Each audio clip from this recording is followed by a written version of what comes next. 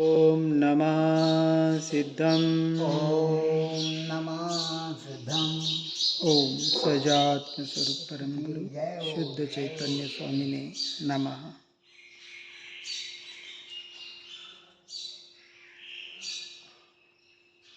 सम्यक्त्व के 8 गुण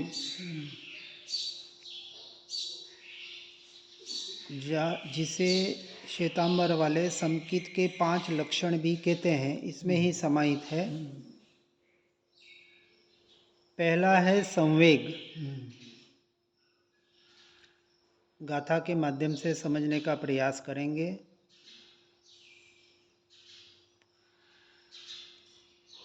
सम्यक्त्व के 8 गुण और सम्यक्त्व के 8 अंग। 8 अंगों में निशंकता, निकांक्षिकता, निविचिकित्सा, अमूढ़ दृष्टि,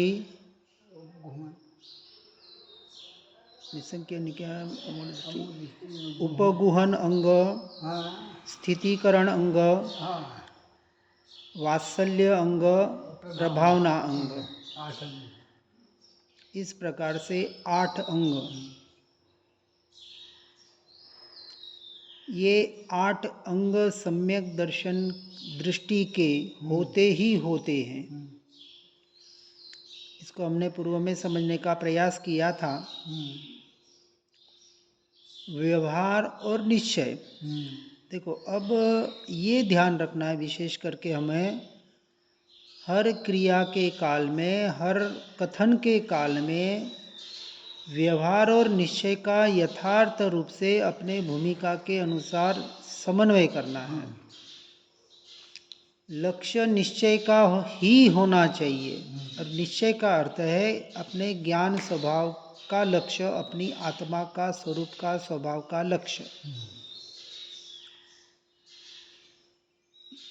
यानी व्यवहार जो भी हो, उस व्यवहार में निश्चय का लक्ष्य न हो तो वो व्यवहाराभास कहलाता है, क्योंकि मात्र कुछ पुण्य बंध का कारण बन के मोक्ष मार्ग का कारण नहीं बन पाता। अब यहाँ 8 गुणों में पहला बताया संवेग। हे प्रभु, अब मैं न पड़ूं संसार के जंजाल में, मुझको भटकना न पड़े जग महावन विकराल में। आवागमन से छूट जाऊं बस यही है भावना, संवेग गुण मैं करूं पूजा धारी चतु आराधना। व्यवहार की अपेक्षा से हम वेग, गति को वेग कहते हैं। बाहर में हम हर कार्य जल्द से जल्द पूरा करना चाहते हैं। अर्थात कोई करोड़पति बनना चाहता है तो जल्दी से जल्दी करोड़पति कैसे बनूं, कैसे बने। जैसे वो व्यवहार से कथन आता है, एन केन प्रकारेण, किसी भी तरह से। और वह जो संवेग, वास्तविक जो सम्यक वेग है, ये मिथ्या वेग होगा। बाहर का संसार की जो गति है, बाहर जो आगे आगे बढ़ने का जीव प्रयास कर रहा है, अच्छे से अच्छा हर वस्तु को, हर चीज को पुद्गल की अपेक्षा से प्राप्त करने का प्रयास कर रहा है, वहाँ तो गति हो रही है, वहाँ तो दौड़ हो रही है।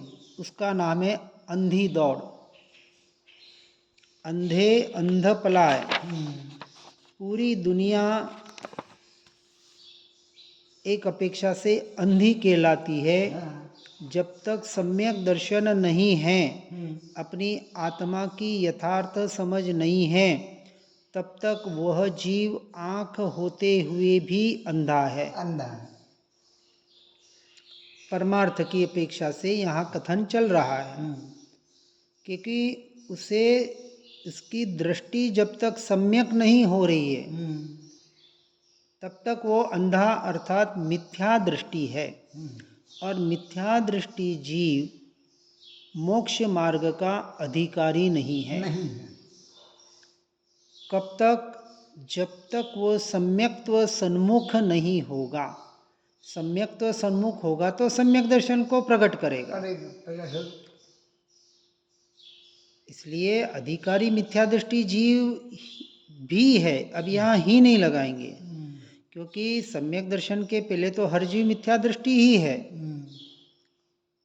लेकिन अब एक ऐसा मिथ्या दृष्टि जिसे सत्य की खबर ही नहीं है, पता ही नहीं कि वास्तविक शाश्वत सत्य क्या है, मोक्ष का मार्ग क्या है, उसमें भी मिथ्या दृष्टि के तीन भेद कैसे, कि जिन्हें बिल्कुल धर्म की खबर ही नहीं है और रुचि भी नहीं है, ऐसे पूरे 100% मिथ्या मान्यता में है, बाहर संसार में ही उलझे हुए, ये धर्म वर्ण ये नहीं, आराधना नहीं, साधना नहीं, हमें इससे कोई लेना देना नहीं है। फिर दूसरे ऐसे मिथ्या दृष्टि जो सिर्फ व्यवहार से, धार्मिक क्रियाओं से धर्म मान रहे हैं, जप व्रत तप ध्यान आदि धार्मिक क्रियाएं तो बहुत अच्छी तरह से कर रहे हैं, बहुत जने जो उसमें से आगे बढ़ने वाले शुद्ध से शुद्ध क्रियाएं कर रहे हैं, लेकिन उस क्रिया में जिन्होंने मोक्ष का मार्ग मान लिया, उसे ही संवर निर्जरा का कारण मान लिया, ऐसे मिथ्या दृष्टि जीव जो धर्म के नाम पर भी सम्यक्त्व सन्मुख नहीं है, क्योंकि उन्हें वास्तविकता का भी या तो पता नहीं चला है, और पता चला है तो उसका स्वीकार नहीं कर पा रहे हैं। ये हुए दूसरे नंबर के। अब तीसरे नंबर के, कि जिन्हें धर्म में रुचि तो हुई और सच्चे सम्यक्त्व का मार्ग भी पता चला कि वास्तविक कहीं से भी पुण्य के उदय से, क्योंकि हर जगह पुण्य अपना काम करेगा, पुण्य के उदय से ये तत्व की परमार्थ की बातें सुनने पढ़ने को मिली, और उसमें उसको थोड़ी बहुत रुचि आई, नहीं करने जैसा तो वास्तविक सत्य धर्म तो यही होना चाहिए। और बात तो अब हमारे देवगुरु शास्त्रों को ही चल रही है। अब वहाँ वो इस बात को दिगंबर श्वेतांबर आदि इन संप्रदाय मतों से भी हटके सत्य को जानने का प्रयास करेगा, और सत्य को जानने के बाद उसके अनुसार जब उसने उसमें रुचि अर्थात आगे एक कदम रखा, भले उसने अभी एक कदम रखा है, तो उसे कहा सम्यक्त्व सन्मुख जीव, यानी मिथ्या है तो मिथ्या दृष्टि, अभी कोई निर्णय वगैरह हुआ नहीं है, परंतु उसने इस बात को सत्य माना और उसकी ओर बढ़ने का उसने प्रयास किया, स्वाध्याय के माध्यम से, सत्संग के माध्यम से, वेद विज्ञान के प्रयोगों के माध्यम से, जैसे जैसे भूमिका के अनुसार। अब ऐसा जीव जिसने सम्यक तो सन्मुख अर्थात सम्यक दर्शन की ओर, अर्थात अपने स्वरूप और स्वभाव की साधना की ओर, सिंपल परिभाषा में कहे तो उसका नाम है संवेग गुण में उसने प्रवेश किया, क्योंकि अब उसकी दिशा सही हुई, अब उसका चलना उसको उस लक्ष्य तक पहुंचाएगा, उस ध्येय तक पहुंचाएगा।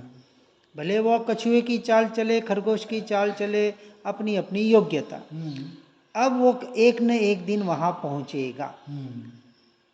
केवली पन्नतम धम्मम शरणम पवज्जामी यानी पहुंचने की जो बात है, ये सिर्फ और सिर्फ सम्यक दृष्टि या सम्यक्त्व सन्मुख जीव के ऊपर लागू होती है। सम्यक्त्व सन्मुख अभी सम्यक दर्शन पाया नहीं है, लेकिन उसकी ओर उसने अपनी रुचि, अपनी दृष्टि कर ली है। और ऐसा जीव संवेग का अधिकारी कौन बनता है, तो कहा जिसे निर्वेद गुण का लक्ष्य है, या जिसमें निर्वेद गुण प्रकट है। संसार तन अरु भोग दुखमय रोग है, भवताप है, उनके निवारण हेतु यह निर्वेद गुण की जाप है। निशल्य हो, निर्द्वंद हो, निर्लोभ अरु निक्लेश हो, निर्वेद गुण धारण करो, यह आत्मा परमेश हो। अब ये भाव उसके जागृत हुए, क्योंकि अब उसने जाना कि सत्य मार्ग तो मेरे भीतर, मेरे यानी आत्मा में ही सब कुछ, मेरे में ही समाविष्ट है, बाहर कुछ भी नहीं है।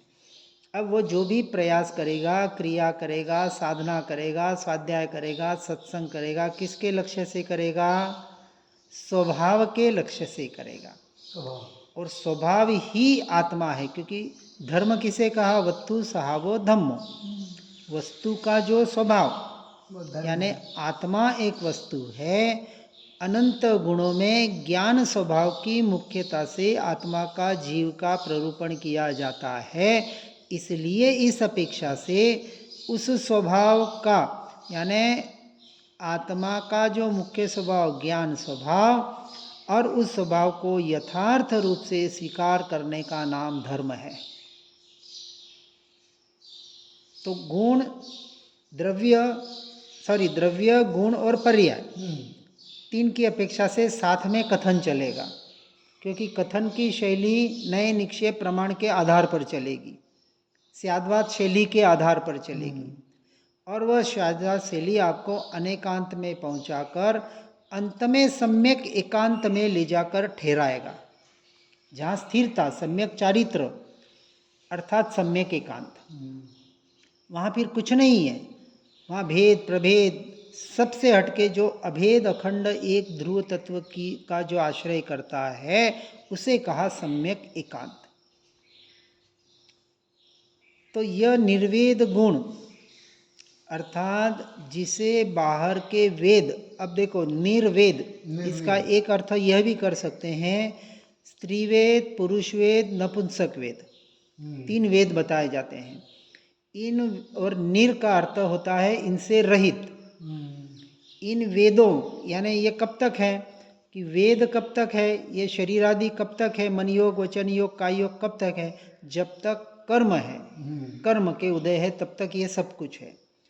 अब वेदों से रहित कहें या कर्मों से रहित कहें या योगों से रहित होने का जिसका अब लक्ष्य बना, उसे निर्वेद गुण प्रकट हुआ, ऐसा हम अपेक्षा से समझ सकते हैं, है ना।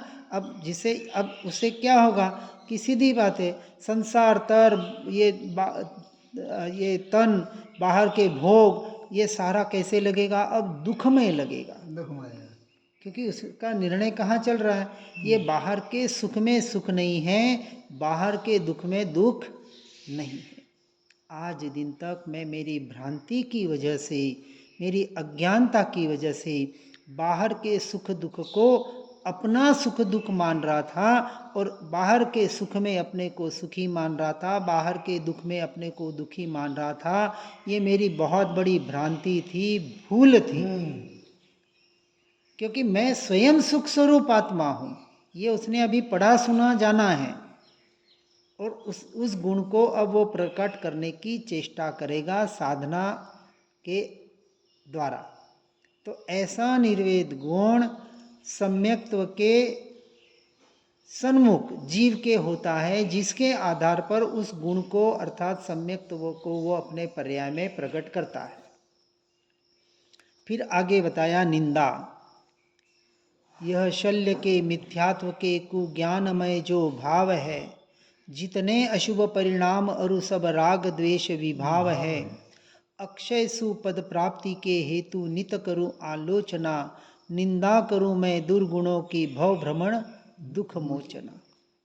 अब वो क्या करेगा जी?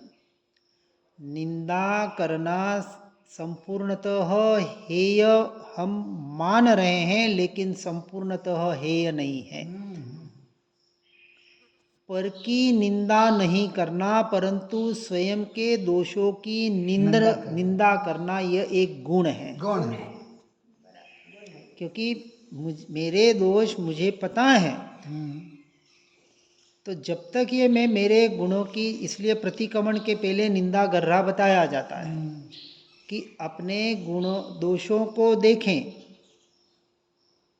और उसको निकालने का। दोष पर्याय में है, अभी पर्याय की अपेक्षा से बात चल रही है, क्योंकि आत्मा में द्रव्य में तो कुछ है ही नहीं, आत्मा तो त्रिकाल शुद्ध है।